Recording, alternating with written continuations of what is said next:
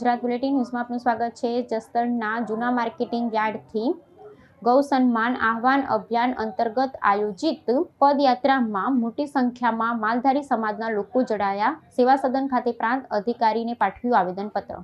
માલધારી સમાજના જગતગુરુ 1008 શ્રી કણીરામ બાપુ દ્વારા જસદણના જૂના માર્કેટિંગ યાર્ડથી રેલી સ્વરૂપે પદયાત્રા કાઢવામાં આવી।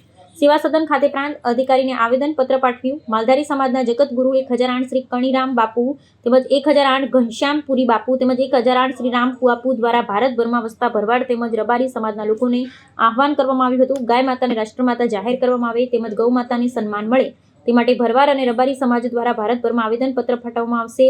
આવેદનપત્ર પાઠવી સરકારને આહવાન કરવામાં આવ્યું છે। જે ગાય માતાનું દૂધ પીને હિન્દુ સનાતની મોટા થયા છે તે માતાને સન્માન મળે તે માટે માલધારી સમાજ મેદાને આવ્યો।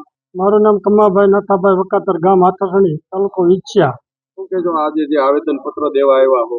આજે અમે તારીખ 6 બુધવારે જે આવેદનપત્ર દેવા આવ્યા છે, અમારા ધર્મગુરુ શ્રી 1008 કણીરામ બાપુ તથા ઘનશ્યામપુરી બાપુ તથા રામ બાપુ બાવળિયાવાળાએ જે અમને આહવાન કરેલું કે આપણે ગાય માતાને રાષ્ટ્રમાતા જાહેર કરવા માટે આખા ઓલ ઇન્ડિયામાં જે આપણે આવેદનપત્ર આપવાના છે એની માટેથી અમે જસદણ વિછિયા તાલુકાના ભરવાડ અને રબારી સંયુક્ત ભેગા થઈને બહુ હજારોની સંખ્યામાં આજે કલેક્ટર સાહેબને આવેદનપત્ર આપી છે। અમારી માંગ છે કે ગાય માતાને રાષ્ટ્રમાતા જાહેર કરો અને ગૌચર છૂટા કરાવો। અમારું ગોરાભાઈ ભરવાડ।